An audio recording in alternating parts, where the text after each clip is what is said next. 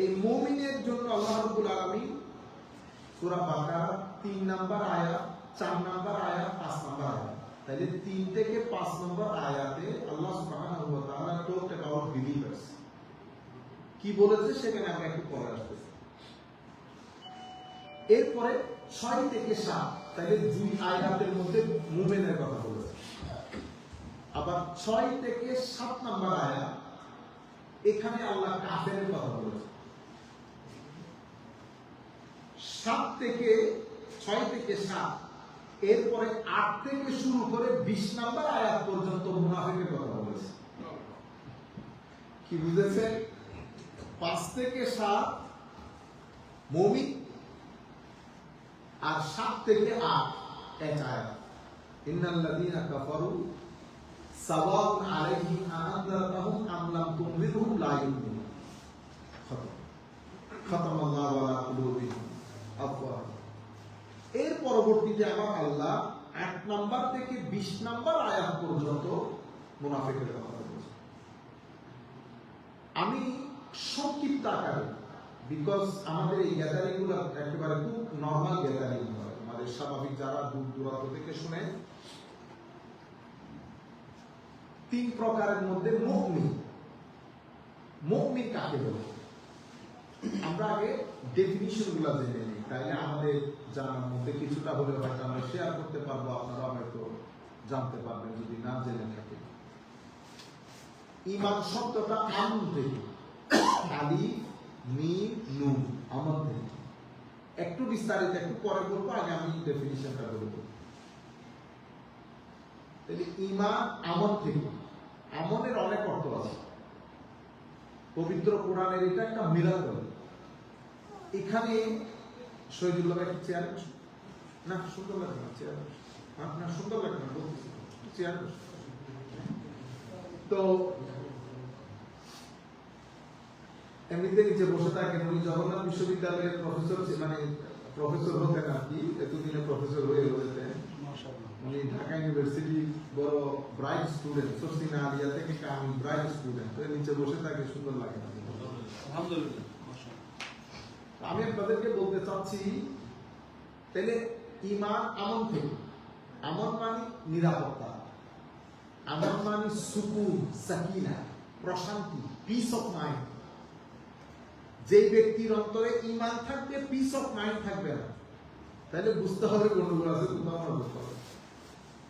হয়তো আপনি ঈমানটাকে সেভাবে গচ্ছিত করতে পারেন, কারণ piece of mind and disturbance and depression cannot go together. Either you have peace or you do not have peace. If you do not have peace, that means mentally you are disturbed, you are depressed, mentally you are ill, sickness, many types of things can happen. ঈমান শব্দটি আমাদের ভিতরে, তাহলে ঈমান আমাকে piece of mind কেন দেয়? কারণ আমাদের শরীরের মধ্যে যে অংশগুলো আছে, সেই অংশগুলোর উপর ভিত্তি করে আল্লাহ আমল নির্ধারণ করেছে। সেই জন্য ঈমানকে বলে আমালুল কলব, আমালুল কলব। আর নামাজকে বলে ফি'লুল বাদান, আমালুল বাদান। অর্থাৎ নামাজ হচ্ছে শরীরের কাজ। আমি শরীর দিয়ে, আমার ফিজিক্যাল অ্যাসপেক্ট দিয়ে, এটার মুভমেন্টের মাধ্যমে আমি সালাত আদায় করি। তো এটা হচ্ছে আমার শরীরের সাথে সম্পৃক্ত। রোজা আমার শরীরের সাথে সম্পৃক্ত।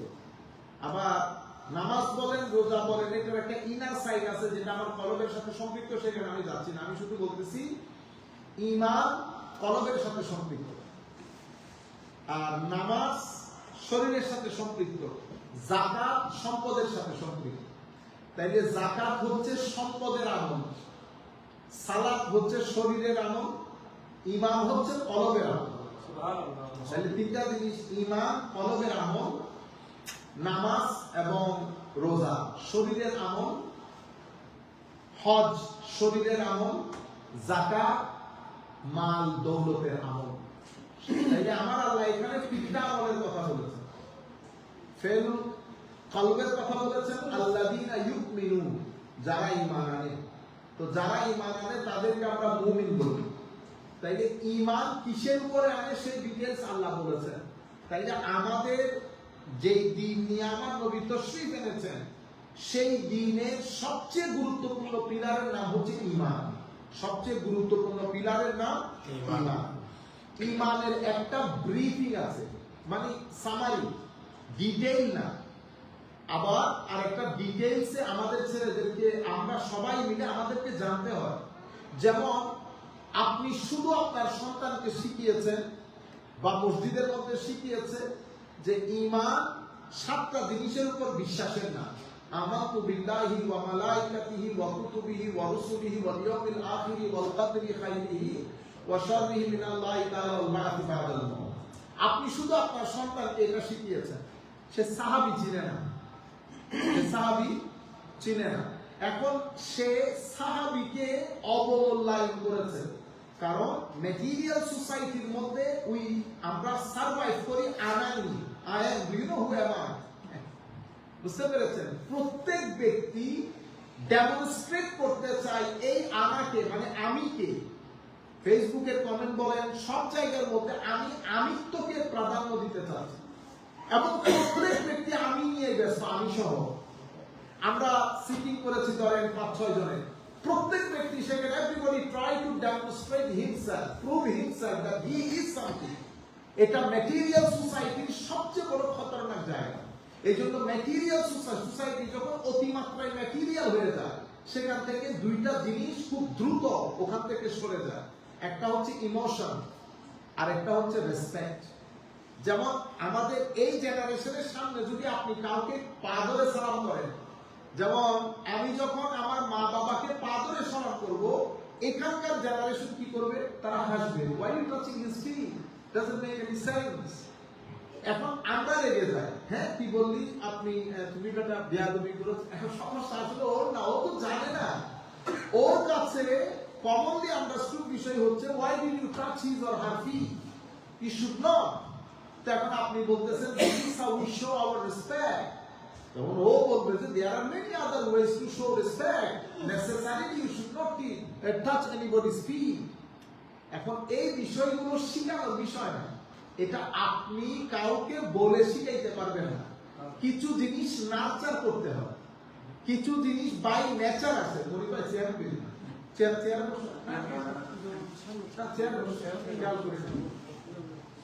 আমি যে মাদ্রাসায় পড়ছি সেই মাদ্রাসায় আমার উস্তাদরা যখন পড়ছে তখন মনির ভাই আমাদের মাদ্রাসায় পড়ছে। বড় বড় বুজুর্গ লোক এই তাসাব্বুফ সুফিবাদ ঢুকলে ঝামেলা হচ্ছে, সবাই নিচে বসে যায়। সুফিবাদের একটা বড় অসুবিধা হয়ে গেছে, সবাই কোথায় যায়? নিচে বসে যায়। আমাদের চঞ্চল ভাই ও পীরগড়ার নাম লোক, বড় সম্মানিত লোক, মাশাআল্লাহ, আল্লাহ পাক সবাইকে মেহেরবানি করুন। আচ্ছা, তাইলে যে জায়গায় ছিলাম সেটা মৌলিকভাবে বোঝাইতে চাচ্ছি। আপনারা বলতে পারবেন কোন জায়গায় ছিলাম একটু করে? আমি আদম শরীফ। হ্যাঁ, তাহলে সে তার কাছে ওই জিনিসটা আদব না, সেই জিনিসটাকে শিখছে ডিফারেন্ট ওয়ে। কিন্তু আমি যেটা বলতে চাচ্ছি, কিছু জিনিস বাই নেচার আমার এখানে ফি, something we receive by nature from Almighty Allah. Some things our parents should nurture in their children. For example, I cannot change my color. This is not nurturing. This is by nature. Allah subhanahu wa ta'ala had given me. I have no free will here. I cannot change the color of my body. Number one. Number two, you see the fittings of my body. Eyes, ears, everything fits Allah subhanahu wa ta'ala in its original place. I have no free will. আমি এটা change করতে পারবো না, এভাবে আল্লাহ আমাকে দান করেছেন। I born in Bangladesh. I have no free will. আমি কোথায় জন্মগ্রহণ করব, কোন কালার নিয়ে জন্মগ্রহণ করব, কিভাবে হবে, এটাতে আমার কোনো ফ্রি উইল নাই। এটা আমার আল্লাহ, আমি বাধ্য এখানে। God Almighty by nature এটা আমাকে দান করেছেন।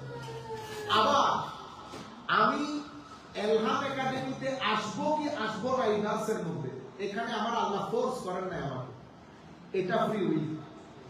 এখানে আমার এখতিয়ার আছে, এখানে আমার এখতিয়ার আছে। আমি তাহলে কিছু জিনিস বাচ্চাদের মধ্যে নার্চারিং করতে হয়। আর এই বিষয় যেগুলো আছে যে আপনারা বলেন না সালাম দেন, তোমার চাচা সালাম দাও, এগুলো বলবেন না কখনো। সালাম আপনি দিবেন, আপনি দিতে দিতে সে বুঝতে পারবে এক পর্যায়ে তাকে সালাম দিতে হবে, তাকে সালাম দিতে হবে। নার্চারিং একটা বিশাল আর্ট। আমি আপনাদেরকে কিছুদিন আগেও বলেছি, ইমাম হাসান রাদিয়াল্লাহু আনহু জলিলুল কদর সাহাবী ও আলে রাসূল সাইয়্যিদু শাবাবে আহলিল জান্নাহ, জান্নাতে যুবকদের সর্দার। এক সাহাবী ওনার সামনে ওযু করেছেন, ওযুতে ভুল করেছেন। উনি কি করলেন? উনি বলেছেন যে আমি আপনার সামনে ওযু করি, কোনো ভুল হলে আমাকে একটু বলে দিয়ে। বুঝতে পেরেছেন? তো উনি সাহাবী বুঝতে পেরেছেন যে এত বড় লোক, আর উনি ওযুতে ভুল করবেন না। তো উনি বুঝতে পেরেছেন আসলে উনি আমাকে বুঝাতে চাচ্ছেন যে আমি ওযুতে মিস্টেক করেছি। উনি আমাকে শুধরিয়ে দিচ্ছেন, উনি আমাকে কারেক্ট করে দিচ্ছেন। আমরা যখন কেউ কাউকে কোনো কিছু শিখাই বা কারেক্ট করি, আমি আপনাদেরকে একটা এক্সাম্পল দিই। আমি একটা মসজিদে গিয়েছি, সেই মসজিদের মধ্যে আমাদের একটা ইয়াং ছেলে, about 40, 50, 70 years of age। তাইলে ইংল্যান্ডের মতো জায়গায় 70 years born and raised in England, if somebody comes to the masjid, this is something amazing। কারণ আমাদের মুরব্বী যারা বাচ্চা তারা তো আর 17 বছর বয়সে মসজিদে আসে নাই। After retirement they start coming to the masjid mostly। সেই জায়গার মধ্যে ইংল্যান্ড আমেরিকার মতো জায়গায় কেউ যদি 17 বছর বয়সে মসজিদে আসে, we should appreciate।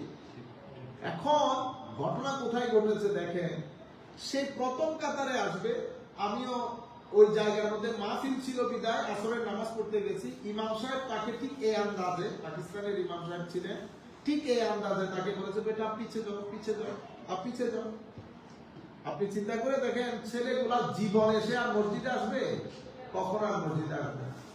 এখন সমস্যা হয়ে গেছে, আমরা মনে করেছি ইলম মানে হচ্ছে একটা শরীয়তের মাসলা শিখে ফেলেছি, এটা এলম। এটা এলম না। এলম একটা প্যাকেজের নাম। এলম যখন কারো সিনার ভিতরে ঢুকে, সে অনেক কিছু নিয়ে ঢুকে। কি কি নিয়ে ঢুকে? এলম আপনাকে হিকমত দান করবে, এলম আপনাকে আখলাক দান করবে, এলম আপনাকে তৌর তরিকা দান করবে, এলম আপনার নেচার পরিবর্তন করে ফেলবে। পুরা প্যাকেজ নিয়ে এলম ঢুকে। কিন্তু আপনি যদি শুধু টুকটাক বা আমি যদি 2-3টা বই থেকে পড়ি, প্যাকেজ সহ গ্রহণ না করি, তখন এই সমস্যাগুলো হয়। তো আমি নামাজের পরে ওনাকে বললাম যে হুজুর আমি আপনার সাথে একটু কথা বলবো, আমি একটু স্পিক টু ইউ। এখন আমার ভাইদের, আমাদের পাকিস্তানি ভাইদের একটা মেন্টালিটি হচ্ছে আমরা কিছুই জানি না। আমরা যারা বাংলাদেশ থেকে এসেছি আমরা কিছুই জানি না। তো আমি ওনাকে বলেছি, হুজুর আপনি দয়া করে, প্রথমত আমি খুব বেশি নারাজ হয়েছি আপনার এই কাজটার উপরে, আমি কন্ডেম করতেছি। দ্বিতীয় হচ্ছে আপনি তাকে পিছে আসতে কেন বলেছেন? আমি তো জানি উনি কেন বলেছেন। কারণ ছেলেটা হাফ গেঞ্জি, হাফ শার্ট বা টি শার্ট, হাফ শার্ট পরা ছিল। বলেছে সে এই হাফ শার্ট পরে এসেছে, এটা তো মকরু। আমি তাকে বলছি আপনি কোরআন থেকে অথবা হাদিস থেকে আমাকে একটা দলিল দিবেন, ডাইরেক্ট অথবা ইনডাইরেক্ট, যে এই কাজটা মকরু। তখন বলতেছেন ঘটনা, আবার পরে আমি ওনাকে শান্ত করেছি, আর আপনি কোনো দলিল দিতে পারবেন না। কিছু উলামায়ে কেরাম অভিমত পোষণ করেছেন আদবের খেলাফ। কোন আলেমের অভিমত আর আমার নবীর অভিমত এক না। শরীয়ত বর্ণনা করবে আমার নবী, এখানে আর কোন কারো অথরিটি নাই শরীয়ত বর্ণনা করার। সেই কারণে হযরতে মুজাদ্দিদ আল-ফিসানি রাহমাতুল্লাহ আলাইহির দরবারে এক ভদ্রলোক গিয়েছেন, বলতেছেন হুজুর আমাকে একটু অ্যাডভাইস করেন, টিচ মি সামথিং। তো হযরতে মুজাদ্দিদ আল-ফিসানি বলেছেন, বেটা কবি খুদা না बनना और कभी रसूल भी ना बनना। তামি পড়া ওখানে উল্লেখ নাই, আমার মাথায় এসেছে এটা নিশ্চয়ই কোনো আলেম হবে। নবী ও নতুন সাধারণ মানুষকে এই কথা বলতেন না। তো কেন? তো বেটা রুয়ে জমিনের মধ্যে কোন বললে ফায়াকুন হয়, এটা শুধু আল্লাহ। If Allah says something to be done, এটা শুধু আল্লাহর মাধ্যমে হয়। রুয়ে জমিনের মধ্যে আর কোন সত্তা কোন বললে ফায়াকুন হয় না। নাম্বার 1। নাম্বার 2, রুয়ে জমিনের মধ্যে this is only one creation. If you say I disagree with you, then and there you will be out of the ambit of Islam. This is Muhammad Rasulullah sallallahu alaihi wasallam. সৃষ্টির মধ্যে একমাত্র আমার নবী, যার সাথে আপনি যদি বলেন আমি আপনার সাথে দ্বিমত পোষণ করতেছি, সোজা গুদায় ঈমানের বাইরে চলে যাবেন। আমার নবী যা বলেছে আমান্না ওয়া সাল্লামনা। এখানে ডিসএগ্রি, আপনার অভিমত প্রকাশ, স্মার্টনেস দেখানোর কোনো সুযোগ নাই। তাহলে কি বলতে চেয়েছেন ওনাকে? যে হুজুর ইখতিলাফ করলে বরদাস্ত, কারণ আপনি নবী নন, যে আপনার সাথে ইখতিলাফ করলে কি হয়ে যাবে? ঈমান থেকে খারিজ হয়ে যাবে। যাই হোক, তো আমরা ঘটনা কোথায় হয়? আমাদের শরীয়তের মধ্যে গ্রেডেশন আছে, এটাকে বলে গ্রেডেশন অফ হুকুম। যেমন অর্থাৎ হুকুমের স্তর। আমার আল্লাহ কোরআনে, রাসূলুল্লাহ সাল্লাল্লাহু আলাইহি ওয়াসাল্লাম হাদিসে পাকে শব্দ ব্যবহার করেন, কমান্ডমেন্ট করেন, করো। এখন সকল করো দিয়ে ফরজ হয় না, সকল করেন না দিয়ে হারাম হয় না। আপনারা বুঝতে পেরেছেন? কিন্তু আপনারা যখন সন্তানকে বলেন, আমরা কিভাবে বলি? You should not do this. এখন আমরা শুড শব্দটা সব জায়গায় ব্যবহার করি। যেমন কিছুদিন আগে একটা ছেলে টুপি দেয় নাই, তার বাবা বলতেছে you should not do this, you must do it. আমার নবী বলেন নাই মাস্ক, আপনি করতে গেলে লাগাইলেন মাস্ক। আমার নবী অবশ্যই টুপি পরে নামাজ পড়তে হবে, এটা আমার নবী বলেন নাই। তো যখন মাস্ক আমার নবী বলেন নাই, আপনি করতে গিয়ে বললেন আপনি সেভাবে বলেন যেভাবে আমার নবী বলতে বলেছেন। শরীয়তকে আপনি নিজে লিখতে যায় না।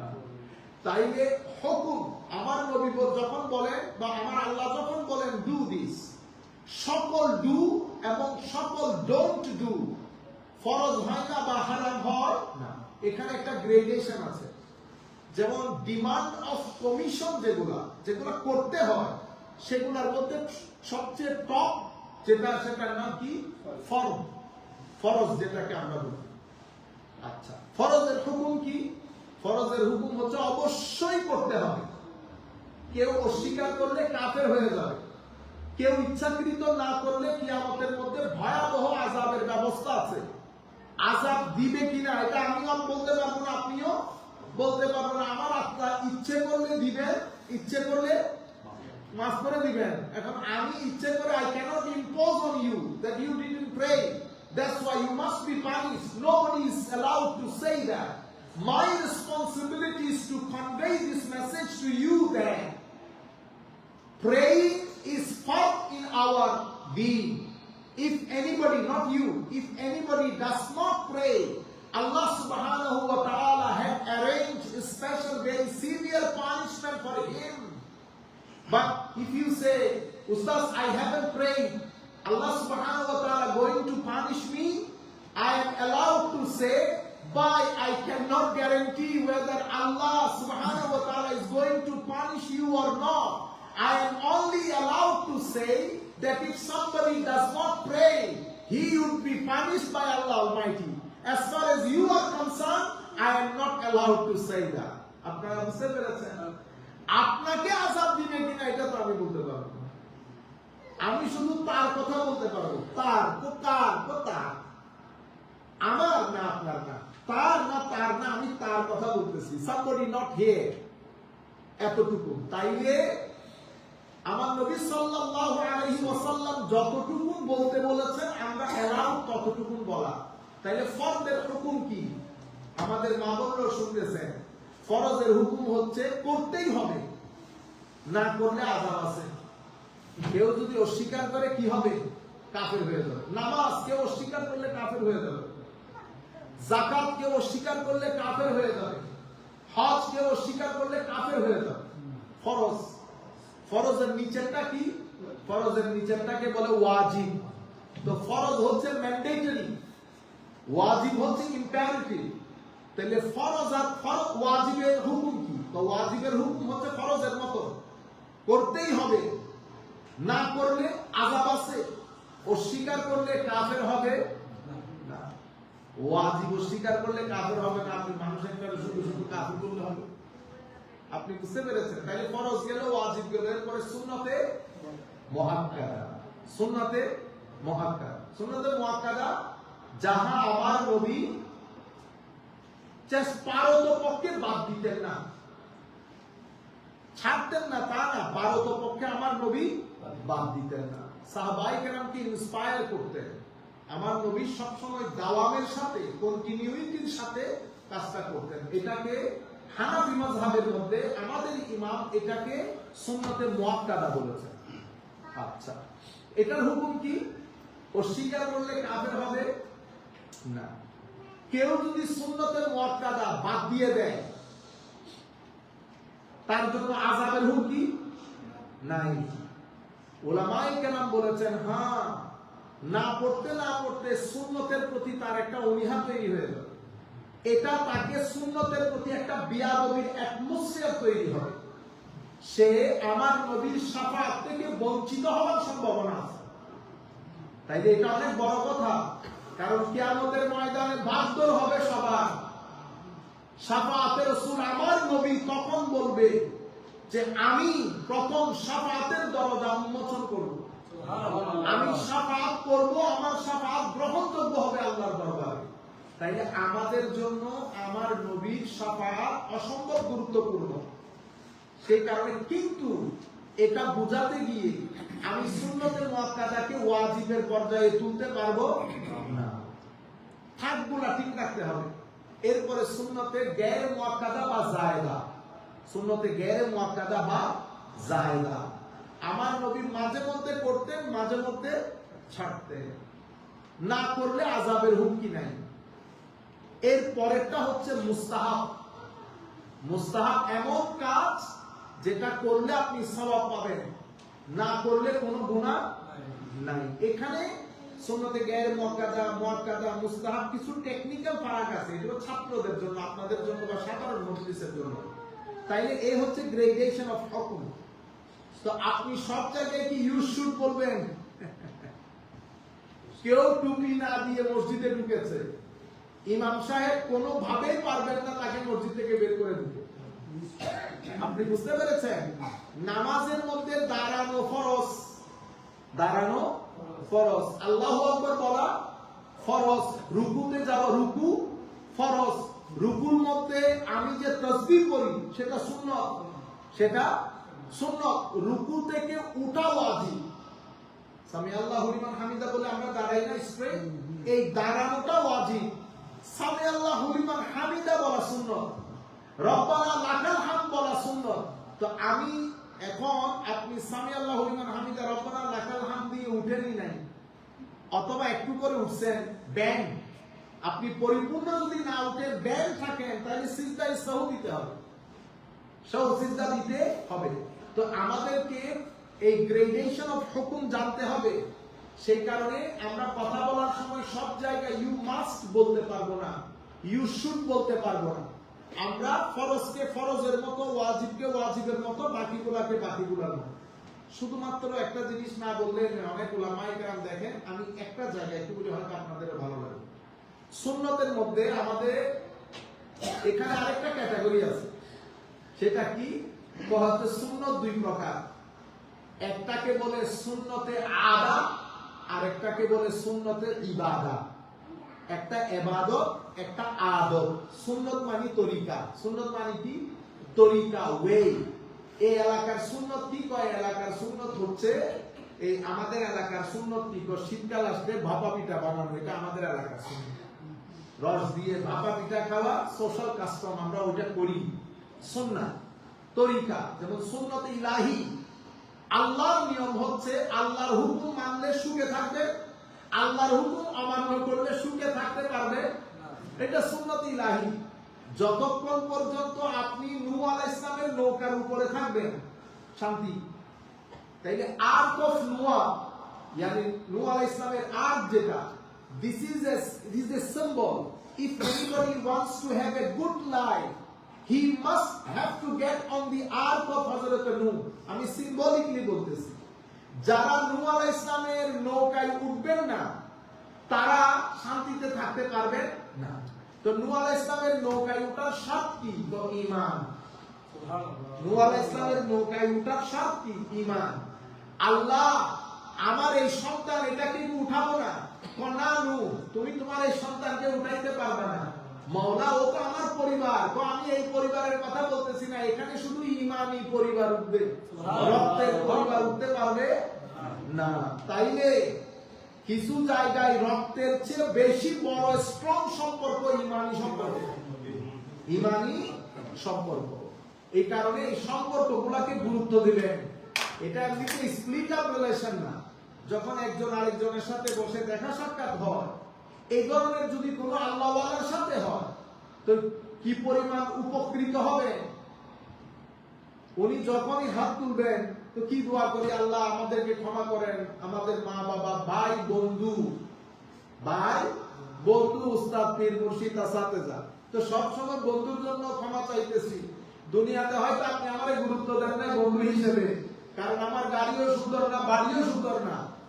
আপনি হয়তো আপনার জায়গার মধ্যে বন্ধুত্বকে গুরুত্ব দিয়েছেন, আমাকে আন্ডারস্টিমেট করেছেন। যাকে গুরুত্ব দিয়েছেন সে তো হাত তুলে না, তুললেও সে নিজের বাইরে যাবে না, সে তো আল্লাহর দরবারে মুনাজাতের সলিকাও শিখে নেয়। সে তো শুধু বলবে আমার মা বাবারে ক্ষমা করো, আমারে ক্ষমা করো। আর বিশেষ করে আমাদের ইউথের মুনাজাত হচ্ছে আল্লাহ টাকা পয়সা দিয়ে ভরপুর করে দেন, মওলা ব্যাংক ব্যালেন্স বাড়িয়ে দেন, আল্লাহ আমাকে 2-3টা বাড়ির ব্যবস্থা করে দেন। আবার অনেকে কমপ্লেন করে আল্লাহর দরবারে। আমি আপনাদেরকে গ্যারান্টির সাথে বলছি, ছেলেরা এসে আবার বলো শেয়ার করে, হুজুর এরকম মুনাজাত করলে কি গুনাহ হবে? কিরকম? হুজুর কালকে বেশি রাগ উঠছে। কিরকম করছো মুনাজাত? তো আল্লাহর দরবারে রাতে মুনাজাত করছে, অবদা আমি তোমার দরবারে আমি কি জুলুম করলাম, কি অপরাধ করলাম? আমার ভাইয়ের যদি 5টা বাড়ি থাকতে পারে, আমার কেন 3টা? সুবহানাল্লাহ। সে আবার এসে শেয়ার করে, বুঝতে পেরেছে? এখানকার ছেলেগুলো একটু কি হয়, এরা এত বক্র হয় না আমাদের মতো, একটু ইজি গোয়িং হয় এখানকার পোলাপান। আল্লাহ তাদেরকে ঈমানের জজবা দান করুন। আমিন। তো এই ধরনের সলিকাওয়ালা লোকও আছে, কিন্তু চেষ্টা করবেন সব সময় কোন না কোন, আমাদের বাপদাদারা দেখতাম কোন মসজিদের ইমাম সবসময় আসা যাওয়ার মধ্যে থাকতো, ডাকতেন, চা খাওয়াইতেন, একটা সম্পর্ক। এই সম্পর্কগুলো আখিরাতে কাজ দেয়। আমাদের উস্তাদরা আমাদেরকে যে কথা বলেছেন সেটা আপনাদের সাথে শেয়ার করব। আমাদের উস্তাদ এখনো কানে বাজতেছে ওই কথাটা, তবে এটা যেই বন্ধুত্ব আখিরাতে কাজে আসবে না, সেই বন্ধুত্ব দুনিয়াতেও রাখিও না। If your friendship does not benefit you in your life in the akhirah, then stay away from these types of friendship. It will not give you benefit even in this dunya. তো যেই বন্ধুত্ব আখিরাতে উপকারে আসবে না, সেই বন্ধুত্ব দুনিয়াতেও রাখিও না, এটা দুনিয়াতেও তোমাকে কোনো উপকার দিবে না। যাই হোক, আল্লাহ পাক আমাদের হামে নাসির হোক। তো বলতে চাচ্ছি, একটা হচ্ছে সুন্নাত, তাহলে একটা সুন্নত ইলাহি। আমার আল্লাহর সুন্নত হচ্ছে, আপনি যদি if you stick to the commandments of Almighty Allah, abide by the rules and regulations of Almighty Allah, you gonna have a good life, happy life, peaceful life. But if you do not do so, this is the sunnah of Almighty Allah, you cannot have a good life. ইতোপূর্বে আমার নবী দুনিয়াতে আসার আগে সুন্নতে ইলাহি ছিল, যারা নবীদের ডাকে সাড়া দিতেন না, আমার আল্লাহ তাদেরকে উল্টাই দিতেন। জমি উল্টাই দিছে, প্রচন্ড বৃষ্টি দিয়ে পুরো জাতি ধ্বংস করে দিয়েছে, অথবা পুরো একটা জাতিকে আর্থকুইক দিয়ে ধ্বংস করে দিয়েছে। এভাবে জেনারেশন টু জেনারেশন আমার আল্লাহ ধ্বংস করেছেন শুধুমাত্র নবীদের ডাকে সাড়া না দেওয়ার জন্য। It used to happen before the emergence of the Holy Prophet sallallahu alaihi wasallam. But after the emergence of the Holy Prophet, this great sunnah, Allah Himself changed it. আমার আল্লাহ নিজের সুন্নতকে পরিবর্তন করে দিয়েছেন। কি বলেছেন? একটা ইউনিভার্সাল রুল দিয়েছেন আমার নবী দুনিয়াতে আসার পরে। কি বলেছেন? তো ওয়ালা কুননা মুআযযিবিনা হাত্তা, আমার আল্লাহ ইরশাদ করতেছেন যে আল্লাহ রাব্বুল আলামিনের জন্য এটা সমীচীন আমার আল্লাহ মনে করেন না কোন একটা জাতিকে আমার আল্লাহ আযাব দিবেন যখন অলরেডি আপনি সেখানে উপস্থিত আছেন। ওয়া আনতা ফীহিম, যেহেতু আপনি এখন পৃথিবীতে উপস্থিত, সেই হেতু আমি পৃথিবীতে কোনো আযাব দেব না। কেন? কারণ আমার নবীর পুরো প্যাকেজকে আল্লাহ ঘোষণা করেছেন রাহমা, ওয়া মা আরসালনাকা ইল্লা রাহমাতাল লিল আলামিন। So Holy Prophet is the rahmah of Almighty Allah. You see, antonym of the rahmah is azab, punishment, gazab, Allah's anger. তো যেখানে রহমত আছে সেখানে কোনোদিন আযাব আসতে পারে না। এটা একটার সাথে একটা যাবে না। হয় আগুন নয় পানি, আপনি আগুন আর পানি একসাথে যাবে না। আমার নবীকে যেহেতু রহমত করে পাঠিয়েছেন, সেই হেতু আগে যেভাবে আযাব দিতেন, আপনি মুসা আলাইহিস সালামের কওমের উপর কত হাজার ধরনের আযাব এসেছে, পানি ধরলে ব্লাডের মতো হয়ে যেত, উই পোকা যেখানে থাকাই উই পোকা, আপনারা বুঝতে পেরেন? এত হাজার ধরনের আযাব দিয়েছে। লূত আলাইহিস সালামের কওমকে এক ধরনের, নূহ আলাইহিস সালামের কওমকে পানিতে ডুবাইছে আমার আল্লাহ।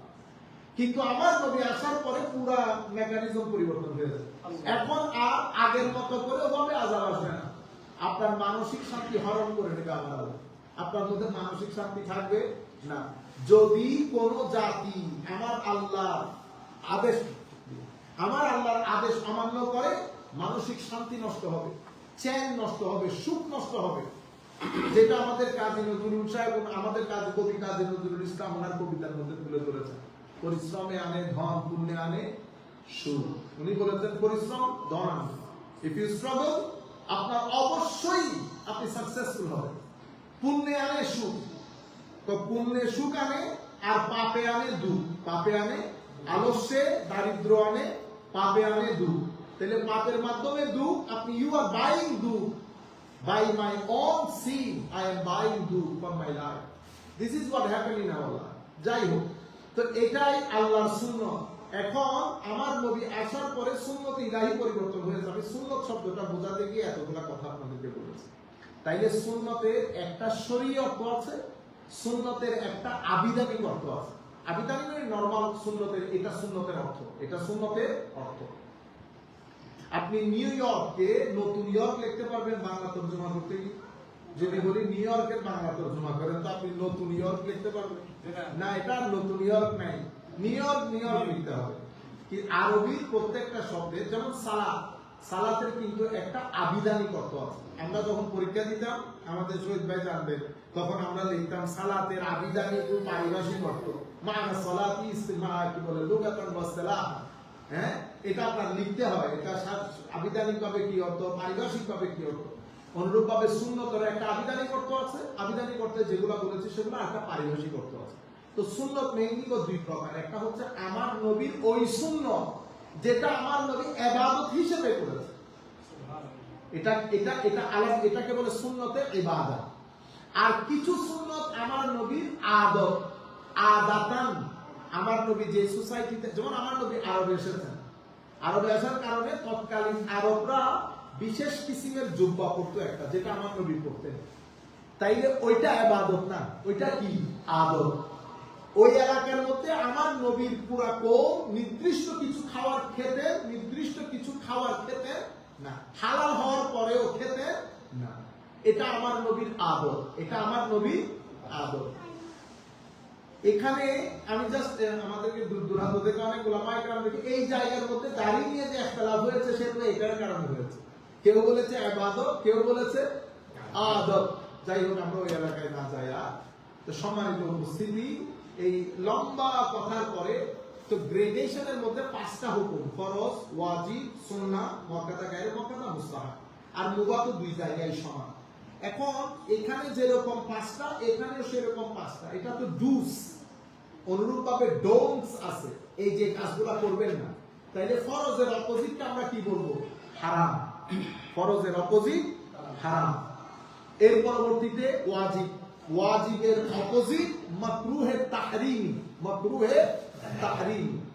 সুন্নতে মুআক্কাদা, এটার অপোজিটকে আমরা কি বলবো? তো এটার অপোজিটকে বলবো মাকরুহে তানজিহ, মাকরুহে তানজিহ। এরপরে আমাদের মুস্তাহাব, মুস্তাহাবকে আমরা কি বলবো? মুস্তাহাবের এই ইয়াটাকে, সুন্নতে মুআক্কাদাটাকে বলবো ইসাআ। এরপরে সুন্নতে গায়রে মুআক্কাদার অপোজিটকে বলবো মাকরুহে তানজিহি ইজাহা, ইসাআ। এরপরে মুস্তাহাবের অপোজিটকে বলবো আমরা খেলাফে আউলা। খেলাফে আউলা মানে এখানে ঢোকার দুইটা দরজা। গেটম্যান বলতেছেন আপনি এই দরজা না ওই দরজা দিয়ে ঢুকে, এদিক দিয়ে ঢুকতে পারবেন, কিন্তু বেটার হচ্ছে ওই দরজা দিয়ে ঢুকা। এটাকে আমরা বলি খেলাফে আউলা। আচ্ছা, তাইলে অপোজিটে এখানে কয়টা পাইলাম? হারাম, মাকরুহে তাহরিমি, মাকরুহে তানজিহি, ইসাআ, খেলাফে আউলা। খেলাফে আউলা এখানে পেয়েছি ফরজ, ওয়াজিব, মুআক্কাদা, গায়র মুআক্কাদা, মুস্তাহাব। এই হচ্ছে গ্রেডেশন অফ হুকুম। আমি হুকুম কোনটা কি রকম সেটাও বলেছি। এখন আমরা সবগুলাকে এক থাকে রেখে দিতে পারবো, ফরজটাকেও ওয়াজিবটাকেও? আমি তো এখানে টেকনিক্যাল যে কোন আয়াতের মাধ্যমে ফরজ সাব্যস্ত হয়, কোন আয়াতের মাধ্যমে ওয়াজিব সাব্যস্ত হয়, কোন দলিলের মাধ্যমে মুআক্কাদা হয়, গায়র মুআক্কাদা হয়, কোন দলিলের মাধ্যমে মুস্তাহাব হয়, এগুলো আপনাদেরকে বলতেছি না, টেকনিক্যাল ব্যাপার। এটা অনেক ডেপথ দাবি রাখে। এবার আপনারা চিন্তা করে দেখেন, আমরা শুধুমাত্র গুগল করে ফতোয়া দিয়ে দিচ্ছি, এগুলো আমি তো কিছুই বলি নাই ধরতে গেলে এখনো পর্যন্ত। আমি আপনাদেরকে যেটা জানাতে চাচ্ছি সেটি মূল বিষয় হচ্ছে, সব জায়গায় মাস্ট বলবো না, যেখানে আল্লাহ মাস্ট বলতে বলেছেন শুধু সেখানে যাই হোক। তাইলে এই আয়াতগুলোর মধ্যে ঈমান, তো ঈমান এমন থেকে এমন নিরাপত্তা না, তো যেই ব্যক্তি ঈমানের এই 7 স্তম্ভের উপর আমল করেছে সে মুমিন হয়ে গেছে। তো আমল কিসে করেছে? কলবে, শরীরেরও না, চোখেরও না, ব্রেনেরও না, কলবের মধ্যে উনি এই 7টা জিনিসের উপর বিশ্বাস করেছেন। প্রথম যুগে, আমার নবীর যুগে সাহাবায়ে কেরামের বিষয়টা আসে নাই, প্রয়োজনও ছিল না।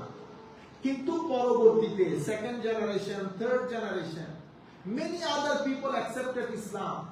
They don't know even what Islam is. Lack of knowledge, stay away from the scholars.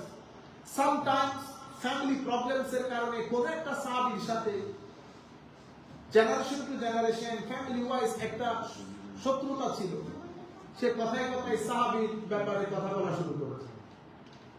সাহাবীর ব্যাপারে কথা বলতে আমার নবী ইরশাদ করেছেন, যেই ব্যক্তি আমার কোন সাহাবী ক্রিটিসাইজ করেছে, রং ক্রিটিসাইজ, সমালোচনা করেছেন নেগেটিভলি, এবং আমার নবীর কোন সাহাবীকে আপনি টার্গেট করে হিট করেছেন কথাবার্তা দিয়ে, আমার নবী বলেছেন তার উপর আল্লাহর লানত, রাসূলের লানত, ফেরেশতাদের লানত, পুরো কায়নাতের লানত। মে আল্লাহ কাস অন হিম। তাহলে সাহাবায়ে কেরাম তো কি হয়ে গেল? রেড জোন হয়ে গেল। তাইলে এখন উম্মতে, আমার সমস্ত উম্মতকে, এই জেনারেশন সহ সবাইকে জানাইতে হবে, they are the first generation of the Muslim ummah. You can say the pillar of the Muslim ummah, and they are the conveyor, those who learned Islam from Rasulullah sallallahu alaihi wasallam and conveyed it to the later generation. They are the pillars. So we are not allowed to criticize them, talk about them. আচ্ছা, এটা হচ্ছে সাহাবায়ে কেরাম। সাহাবী কাকে বলে? তো সাহাবী হচ্ছে যেই ব্যক্তি আমার নবীর সাথে সাক্ষাৎ করেছেন। অন্ধ হলে দেখেন নাই, আর চোখ থাকলে দেখেছেন। সেই কারণে উলামায়ে কেরাম বলেছেন, তো দেখার চেয়ে বলবার সাক্ষাৎ করেছেন। কারণ যদি বলি দেখেছেন, তাহলে যিনি অন্ধ উনি তো সাহাবী হতে পারবেন না, কিন্তু ঘটনা তো সেরকম না। ইসলামের মধ্যে জলিলুল কদর একজন মুয়াজ্জিন, ওনার চোখ ছিল, হযরতে উম্মে মাকতুম চোখই ছিলেন না, ছিল না। সেই কারণে যিনি আমার নবীর সাথে সাক্ষাৎ করেছেন, ঈমান আনয়ন করেছেন, মৃত্যু অবধি ঈমানের উপর স্টিডফাস্ট ছিলেন, হি ইজ এ সাহাবী। এই ঘটনা যদি 1 সেকেন্ডের জন্য ঘটে, হি ইজ এ সাহাবী। 1 সেকেন্ড, মিনিটও না, শুধুমাত্র আমার নবীর সাথে সাক্ষাৎ হয়েছে, লা ইলাহা ইল্লাল্লাহ মুহাম্মাদুর রাসূলুল্লাহ পড়েছে, অতঃপর দুনিয়া থেকে চলে গেছে, সেই ব্যক্তি আম্বিয়ায়ে কেরামের পরে সবচেয়ে উত্তম মানুষ হচ্ছে এই ব্যক্তি, শুধুমাত্র আমার নবীর জন্য, শুধুমাত্র আমার নবীর। এই ধরনের ঘটনা এসেছে। ইমাম আহমদ ইবনে হাম্বল ওনার মুসনাদের মধ্যে বর্ণনা করেছেন। এই একই রিওয়ায়াতটা ইমাম ইবনে কাসির বিভিন্ন সনদ দিয়ে ওনার কিতাবের মধ্যে এনেছেন। সেটা কি? আমার নবীকে ওযুর পানি দিতেন ইহুদি এক ছেলে, ওযুর পানি, ইয়াং একটা ছেলে ওযুর পানি দিতেন। আমার নবী কি পরিমাণ মহব্বত ছিল দেখেন, সে মহব্বত করে আমার নবীকে ওযুর পানি দিতেন। আমার নবী কখনো বলেন নাই তাকে, তুমি ইহুদির ছেলে। আমরা হলে বলতাম তোমার মেজাজ কাজ, কি মহব্বত, কি চরিত্র ছিলেন আমার নবী। তো হঠাৎ করে সে আশা বন্ধ করে দিয়েছে। আমার নবী একদিন সাহাবায়ে কেরামকে জিজ্ঞেস করেছেন, কি ব্যাপার, এই ছেলেটা দেখি না ও থাকে তো, ইয়া রাসূলুল্লাহ ছেলেটা তো খুব সিভিয়ারলি ইল এবং জীবন মৃত্যুর মাঝখানে এসে। আমার নবী মন খারাপ করেছেন, তোমরা আমাকে জানাও না এই বিষয়টা। বিজি থাকেন আমার নবী, সামগ্রিকভাবে এখানে কথা বলার তো সুযোগ নাই। সাহাবায়ে কেরাম ডিস্টার্ব না করার জন্য কিন্তু আমার নবী মন খারাপ করেছে।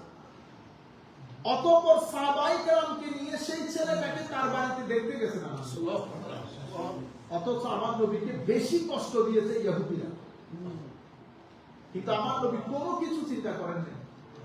সাহাবায়ে কেরামের দল নিয়ে আমার নবী তার ঘরের মধ্যে গেছে, আর ওনার খাটের উপর বসেছেন আমার নবী। বসে অনেক কতক্ষণ বসেছেন, রিওয়ায়াতের মধ্যে এসেছে, হাদিসে পাকের ভাষা এরকম, আমার নবী তাকে বলেছেন তুমি কলমাটা পড়ো। ফানাজারা ইলা আবিহি, তার ভিতরে আছে কলমা পড়ে ফেলি, কিন্তু সে তার বাপের বিষয়টাও চিন্তা করতেছে, কারণ ইহুদিরা পারিবারিকভাবে খুব স্ট্রং, ওরা এটা বলতে চায় না, আমাদের দেশের হিন্দুরাও সেরকম। সে একবার তার বাবার দিকে তাকায়, একবার আমার নবীর দিকে তাকায়। তখন তার বাবারও মহব্বত আসছে, বলছে বেটা আমার দিকে তাকানোর দরকার নাই, তুমি মুহাম্মদ সাল্লাল্লাহু আলাইহি ওয়াসাল্লাম যা বলতেছে তুমি বলো। সুবহানাল্লাহ। সে কালমাটা পড়েছে, কালমাটা পড়েছে। এরপরে আমার নবী হয়তো আর সর্বোচ্চ 5 মিনিট বসেছে, আমার নবী বের হয়ে গেলেন ঘর থেকে। Just one step outside his house, ঘর থেকে আওয়াজ শোনা গেল, এভরিবডি স্টার্টেড ক্রাইং। আমার নবী তাদের আওয়াজ শুনে বুঝতে পেরেছেন হি ইজ নো মোর। এখানে একটা ইউনিভার্সাল স্টেটমেন্ট, অ্যানাউন্সমেন্ট দিয়েছেন আমার নবী, আনকাযাহুল্লাহু বি মিনান নার, আল্লাহ আমার উসিলায় তাকে জাহান্নামের আগুন থেকে মুক্তি দিয়েছেন। সুবহানাল্লাহ। আমার দৃষ্টিতে, আমি তো আর তো আমরা তো জানি না, আমরা খুব সাধারণ ছাত্র, আমার দৃষ্টিতে উনি মনে হয় সবচেয়ে কম সময়ের সাহাবী। এত অল্প সময়ের সাহাবী আর কেউ নাই। যেহেতু আমার নবীকে দেখে কালমা পড়েছে, এখন আপনার দৃষ্টিতে আপনি বলেন কোন ওলি সবচেয়ে বড়, আপনি বলেন। আপনি যার নামই বলবেন ওনার একটা ক্যাশের সমান হবে না। কার নাম নিবেন আপনি? রুয়ে জমিনের কোন ওলি ওনার একটা ক্যাশের সমতুল্য হবে না, কারণ আমার নবীর সাক্ষাৎ হয়েছে। আজিব আজিব, সুবহানাল্লাহ। আমরা দোয়া করি, আমরা তো আর সেই সুযোগ পাই নাই, কিন্তু একটা চ্যানেল তো খোলা আছে, স্বপ্ন যুগে আমার নবীকে দেখার চ্যানেল খোলা আছে। অসংখ্য দেখেছেন, দেখেন, আমার নবীর থেকে ইনস্ট্রাকশন নেন, আমার নবী গাইড করেন। আপনারা বুঝতে পেরেছেন? আল্লাহ আমাদের হামি ও নাসির হোক। তাইলে এই মুমিনের কথা বলেছেন আমার আল্লাহ। মুমিন কারা? আল্লাযীনা ইউমিনুনা বিল গায়ব ওয়া ইউকিমুনাস সালাহ ওয়া মিম্মা রাযাকনাহুম ইউনফিকুন। তাহলে তিনটা জিনিস বলেছেন এই আয়াতের মধ্যে। মুমিনের কথা বলে আমার আল্লাহ তুলে ধরেছেন মুমিন বিশ্বাস আছে, অতঃপর শারীরিকভাবে আমল করে সেটা ডেমনস্ট্রেট করে, সালাত। সালাত আবার কায়েম করে, এগুলো অনেক লম্বা কথা। সালাত কায়েম করার অর্থ, সালাত কখনো পড়ে কখনো পড়ে না সেরকম না। তো মুমিন সেই ব্যক্তির নাম যেই ব্যক্তি আমার আল্লাহ রাসূল পাকের মাধ্যমে নামাজকে যেভাবে যে অর্থে পড়তে বলেছেন সেভাবে সেই অর্থে spiritual presence as well as physical presence, এই দুই প্রেজেন্সকে এনশোর করে কন্টিনিউইটির সাথে যারা নামাজকে কায়েম করেছে, আল্লাযীনা ইউকিমুনাস সালাহ, এটা হচ্ছে নামাজকে কায়েম করা, মানে দায়েমের সাথে, দাওয়ামের সাথে, কন্টিনিউইটির সাথে নামাজকে আদায় করা, স্পিরিচুয়াল প্রেজেন্সকে এনশিওর করে। অথবা আল্লাহ রাসূল পাকের মাধ্যমে যেভাবে নামাজ পড়তে বলেছেন সেভাবে সদা সর্বদা নামাজের সাথে লেগে থাকা, এটাকে কি বলে? নামাজ কায়েম করা বলে। যেমন দ্বীন কায়েম করতে বলেছেন আন আকিমুদ্দীন, আন আকিমুদ্দীন। আমি জাস্ট আপনাদের একটু, আমাদের অনেকে দেখেন তো জিনিসগুলো একটু এনহান্স করার জন্য। তো আমাদের এখানে মুসলমানদের মধ্যে আমরা যারা ধর্মীয় রাজনীতি করি, আমরা এই আয়াত থেকে এই বিষয়টা ডিরাইভ করি যে আমার আল্লাহ বলেছেন দ্বীনকে কায়েম করার জন্য। সুতরাং দ্বীন কায়েম সেভাবে ফরজ যেভাবে নামাজ ফরজ, যেভাবে রোজা হজ জাকাত ফরজ। তাহলে আমাদের জবাব কি? আমাদের জবাব হচ্ছে যাহা নবী ফরজ করেন নাই তাহা আপনি আমি মিলে ফরজ করতে পারবো না। আমার আল্লাহ কোরআনে পাকের কোন আয়াতে, আমার নবী হাদিসে পাকের কোন জায়গায় উলামায়ে কেরাম বলতেছেন নামাজ রোজাকে যেভাবে ফরজ করেছে সেভাবে দিন কায়েম করাকে আপনারা যেটা মনে করছেন সেটাকে ফরজ বলে নাই। তাহলে আর আকিমুদ্দিন, দিন কায়েম করা, এটার অর্থ কি হবে? অর্থ যে কোন তাফসীরের কিতাব, যে কোন ডিকশনারিতে যদি আপনারা কায়েমের অর্থে যান একটা অর্থ অবশ্যই পাবেন। সেটা কি? কায়েম মানি সেটা যেভাবে করতে বলেছে সেভাবে দায়েম অর্থাৎ কন্টিনিউইটির সাথে পালন করা। কখনো এটা পালন না করে অবস্থান না করা, কন্টিনিউইটির সাথে এটাকে পালন করা, এটাকে কি বলে? দিন কায়েম করা। ঠিক যেভাবে নামাজকেও কি করতে হয়? কায়েম করতে হয়। তো এখন আপনি যদি কোরআনের আয়াতের সবচেয়ে বেস্ট তাফসীর হচ্ছে অন্য আয়াত দিয়ে কোরআনকে তাফসীর করা। এখন আমি কায়েমের যে অর্থ করেছি একই কথা আল্লাহ কোরআনের অন্য জায়গায় বলেছেন। কি বলেছেন?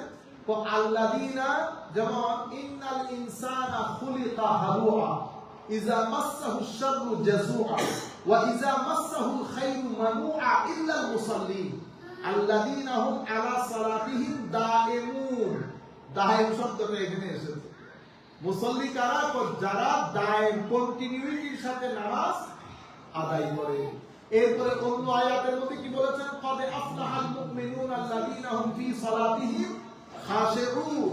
যারা স্পিরিচুয়াল প্রেজেন্স কে এনশিওর করে নামাজ আদায় করে তারাই সফল হবে, তারাই সফল হবে।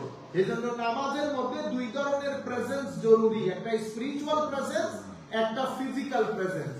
আমরা ফিজিক্যাল প্রেজেন্স করব, স্পিরিচুয়াল প্রেজেন্সের জন্য আমরা প্রচেষ্টা করব। কারণ নামাজ itself require demands both and presence of the both side, physical as well as spiritual.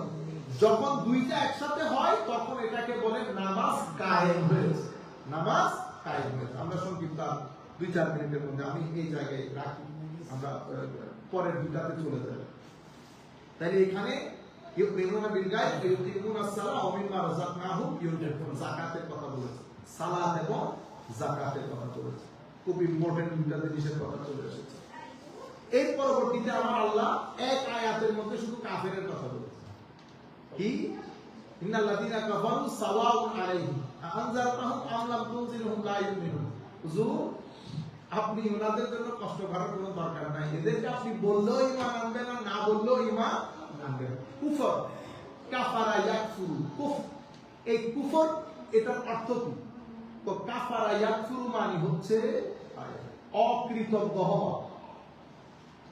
অকৃতজ্ঞকে কোরআনে পাকের মধ্যে আল্লাহ কি বলেছেন? অকৃতজ্ঞতাকে কুফর বলেছে। তাইলে কুফর শব্দের আবারও আবিধানিক অর্থ কি? আবিধানিক অর্থ হচ্ছে অস্বীকৃতি জানানো, অকৃতজ্ঞ হওয়া, কোন জিনিসকে হাইড করা, কোন জিনিসকে হাইড করা। রাতের অন্ধকারকে কুফর বলে। কেন? রাতের অন্ধকার দিনের আলোকে ঢেকে ফেলে, সেই কারণে রাতের অন্ধকারকে কি বলে? কুফর বলে।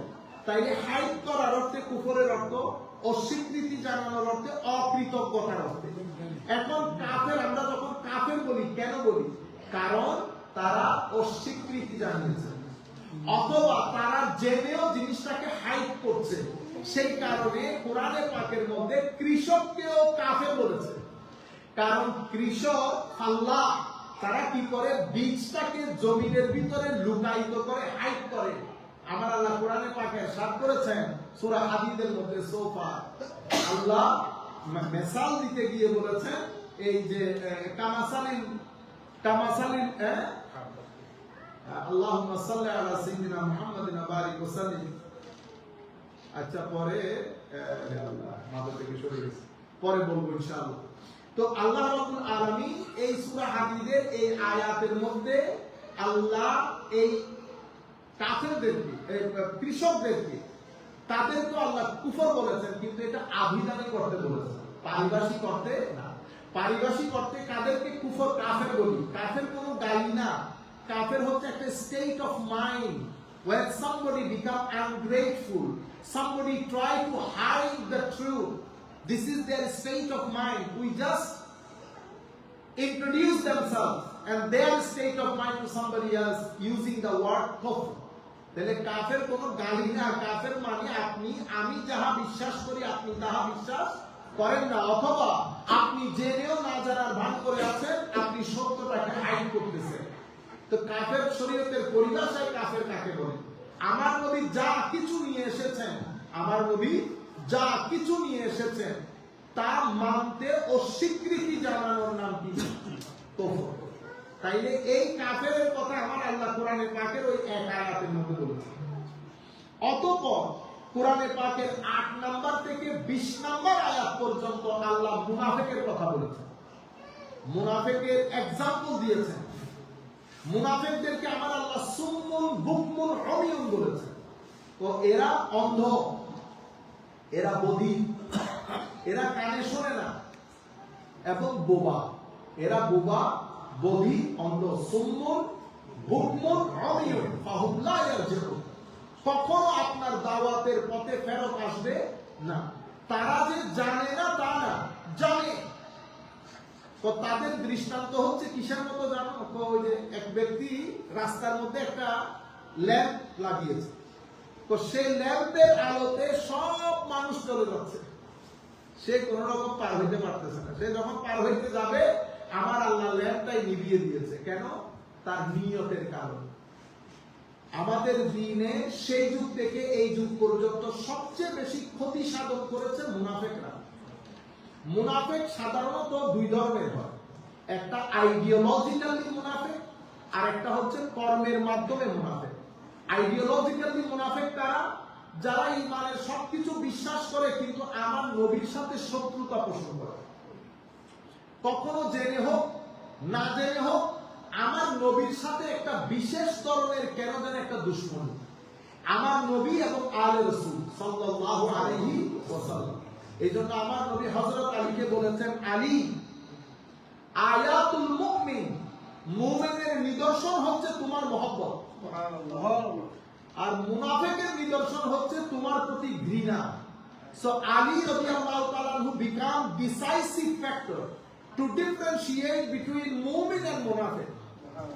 হযরতে আব্দুল্লাহ ইবনে আব্বাসকে আমার নবী বলেছেন, উনি এসে আমার নবীকে বলতেছেন, হুজুর কুরাইশরা যখন বসে কথা বলে, এই মদিনার লোকজন মুহাজিরগণ যখন বসে কথা বলে, তারা খুব হাসি ঠাট্টা তাদের মতো করে রিল্যাক্স মোডে বলে। যখন আমাদেরকে দেখে তখন তারা চুপ হয়ে যায়। এটা আমার কাছে খুব খারাপ লেগেছে। তখন আমার নবী বলেছেন, ওয়াল্লাহি, আল্লাহর শপথ করে বলছি, ঈমান সেই ব্যক্তির অন্তরে ঢুকবে না যতক্ষণ পর্যন্ত সেই ব্যক্তি আমার খাতিরে, আল্লাহর রাসূলের খাতিরে আমার আলকে মহব্বত না করবে, ততক্ষণ ঈমান লা ইয়াদখুলু কলবাম মুসলিম হাত্তা, যতক্ষণ পর্যন্ত আল্লাহ রাসূলের উদ্দেশ্যে আলে বাইত রাসূলকে মহব্বত না করবে। তাহলে সাহাবায়ে কেরামের সাথে আলে রাসূলের ব্যাপারটাও তুলে ধরতে হবে। কেন? কারণ আলে রাসূলের মহব্বতের নাম আল্লাহ কোরআনে, রাসূলের পাক হাদিসে ঈমান বলেছেন। তো সেটা আমাদের তরুণ প্রজন্মের কাছে তুলে ধরতে হবে। আপনি আপনার সন্তানকে বুঝাইতে হবে ফাতেমাতুজ জাহরা রাদিয়াল্লাহু তাআলা আনহাকে আপনি স্পেশাল করে বুঝাইতে হবে, কারণ আমার নবী স্পেশাল করে বুঝিয়েছেন। আপনি ইমামে হাসান ইমামে হুসাইনের নাম ধরে ধরে বুঝাবেন, কারণ আমার নবী স্পেশালি ইন্ট্রোডিউস করিয়েছেন তাদেরকে। সুতরাং যাই হোক, তাইলে এই মুনাফিক যেগুলো, মুনাফিক শব্দ কাফের যেমন কাফারা কুফর, কাফারা ইয়াকফুরু, অনুরূপভাবে মুনাফিক শব্দটা নুন ফা কফ, নাফাক। নাফাক মানে টানেল।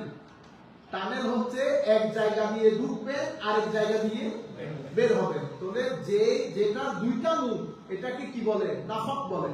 সেই কারণে ইন্দুরের যে গর্ত সেটাকে কি বলে? নাফাক বলে, কারণ একটা ঢুকা আর একটা বের হওয়ার রাস্তা।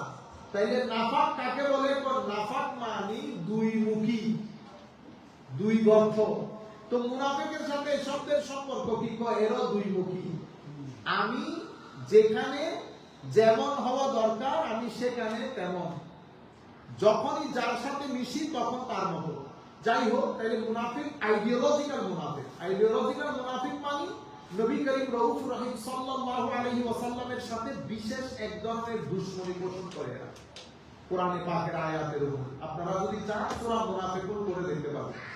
আচ্ছা, আর একটা হচ্ছে আমলের দিক থেকে মুনাফিক। তাকে কি আমরা মুনাফিক বলতে পারবো না? মুনাফিক বলতে পারবো আমলের দিক থেকে। সেটা কোনটা? আমার নবী বলেছেন কিছু কাজ এমন আছে, 4টা কাজ, আর বাউন, যেই ব্যক্তির মধ্যে 4 কাজ পাবেন সে কানা মুনাফিকান খালিসা, পরিপূর্ণ মুনাফিক। সেটা কি? কথা বললে মিথ্যা বলে, কথা বললে মিথ্যা বলে, ওয়াদা দিলে ভঙ্গ করে, ওয়াদা দিলে ভঙ্গ করে, আমানতে খেয়ানত করে। আরেকটা কমন না বলে আনকমনটা বলবে, অন্য জায়গায় 5টার কথা হয়েছে ওইটা বলবে। আমার নবী বলেছেন ঝগড়া করবে অশ্রাব্য ভাষায়, গালিগালাজ করে। বুঝতে পেরেছেন? তাইলে কথা বললে মিথ্যা বলে, ইজা আখলাফ ওয়াদা আখলাফা, ওয়াদা করলে খেলাফ করে, ওয়াদা করলে খেলাফ করে।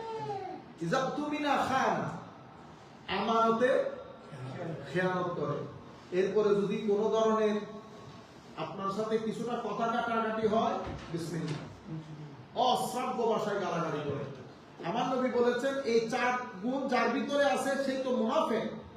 আবার এই 4টার মধ্যে একটা খাসলত যার ভিতরে আছে সেও কি মুনাফিকের একটা নিদর্শন, আলামত নিয়ে সমাজের মধ্যে চলাফেরা করতেছে। আমরা আজকে সবচেয়ে বেশি ক্ষতির সম্মুখীন হচ্ছি এই ইউনিট থেকে, আকীদার ক্ষেত্রে বলেন, আমলের ক্ষেত্রে বলেন। আল্লাহ রাব্বুল আলামিন আমাদের হামি ও নাসির হোক, মাওলাই করিম আমাদেরকে কবুল করুক। আমরা আজকে মাহফিলের শুরুতে যেহেতু আপনারা যারা পরে আসবেন যেন দরসগুলো মিস না হয়, সেই কারণে আমরা জিকির এবং কিয়াম একসাথে করে ফেলেছি। আমরা এখন মুনাজাত করব, মুনাজাতের পরে আজকে আমাদের তাবারুকাতের ব্যবস্থা করেছেন আমাদের